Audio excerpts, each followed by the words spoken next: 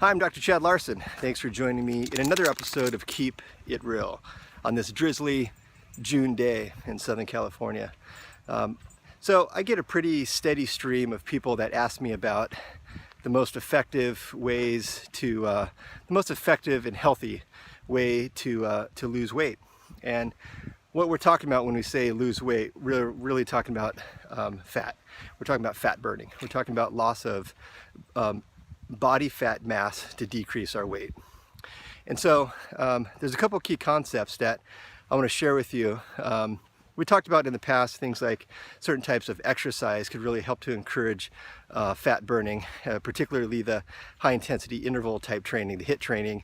And we know that when you increase the intensity of exercise, particularly short bursts of sprints, either on like a exercise bike or treadmill or out running on the road, when you sprint, it increases fat burning. It kind of stokes the metabolic furnace in the body. So that's a great way to help encourage your body to burn fat.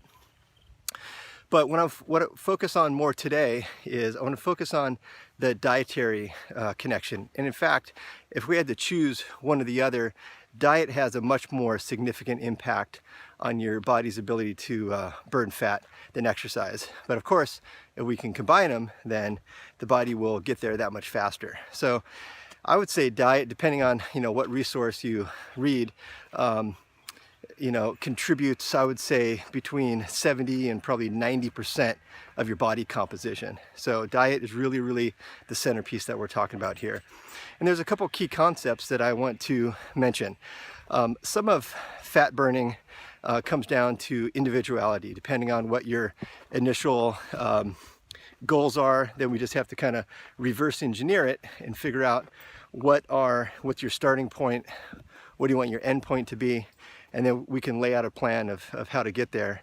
And in future episodes, I'll talk about lots of detail about things like the percentage of body fat that you have, the percentage of lean muscle mass, how much protein, how much fat, how much carbohydrate you should be getting per day on an individual basis. But let's kick off the conversation with just a couple basic physiological concepts. And the two concepts are, we want to first of all decrease the amount of fat that your body is currently producing. That's number one. And then we want to encourage your body to burn the fat that's currently there. And so to decrease, let's say increase fat burning, we want to decrease the fat that's being developed currently, and then we want to encourage your body to burn the fat that's already there. So the number one concept of helping your body to stop producing extra fat is insulin. Insulin is kind of the hormone in the system that encourages fat development, or let's say fat production. And so as your insulin goes up, your fat storage goes up. That's just a basic physiological biochemical concept. So then you say, well, what makes your insulin go up that causes your fat storage to go up? And that's simply carbohydrates. Carbohydrates is a broad term. There's lots of different types of carbohydrates. What I'm really talking about is sugar and refined grain type flour products. So that's your breads, pastas, crackers, chips, cookies, pastries, anything that's made from refined flour is the kind of carbohydrate that causes your insulin to go up, and then your insulin causes fat storage.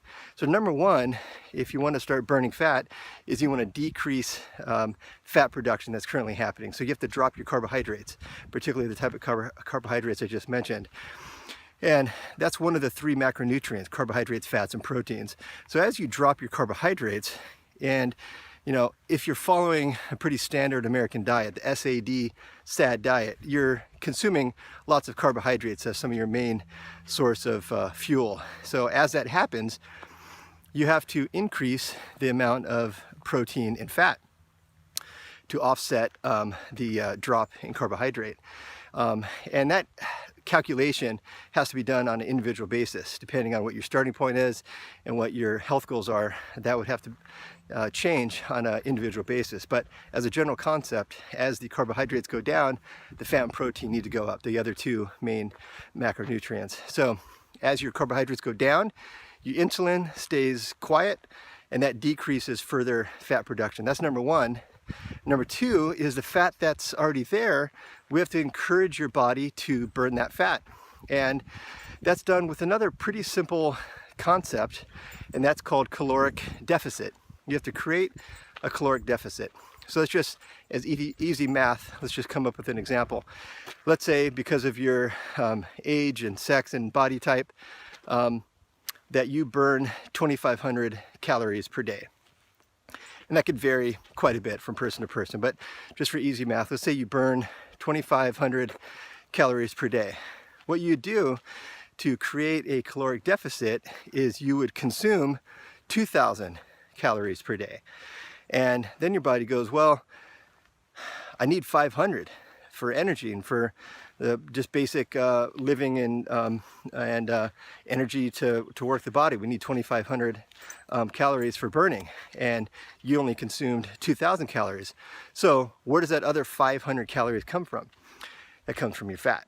So your body looks for other sources of energy in the body, and that's where the fat comes in. The body realizes that fat is a rich source of energy, and so the body starts to mobilize that fat to make up that caloric deficit. So your body can then go up to the 2,500 that it requires in this example. So that's called caloric deficit. So those two concepts, one is to decrease further fat production by dropping the carbohydrates, which lowers your insulin, which lowers your fat deposition in the body. And then number two is we have to encourage the fat that's already there to be burned, and we do that with a caloric deficit.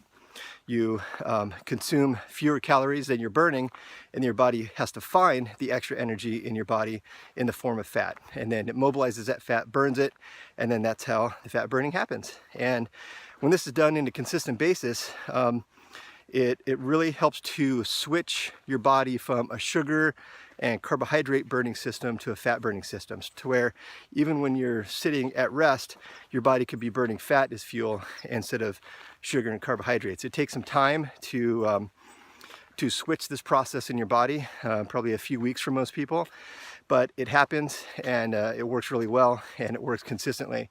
And there's some individuality between the different amounts of carbohydrates, fats, and proteins, but once that is determined, it can become a pretty intuitive process.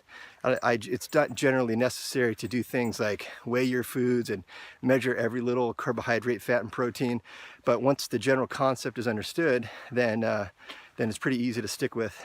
So just as a general concept, spring is here, and oftentimes people start to think about their beach bodies, and they want to start burning some fat that maybe accumulated over the winter.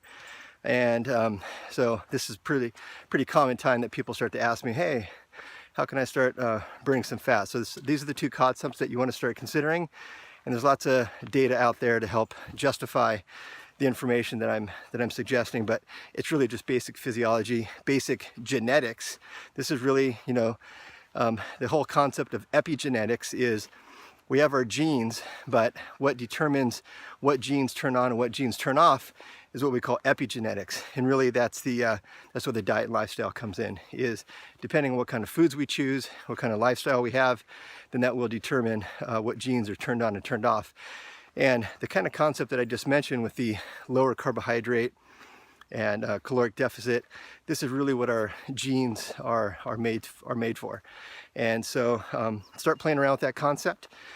I hope you learned something. If this is an area of interest for you, we'll be talking more and more about it in future episodes. So stay tuned and keep it real.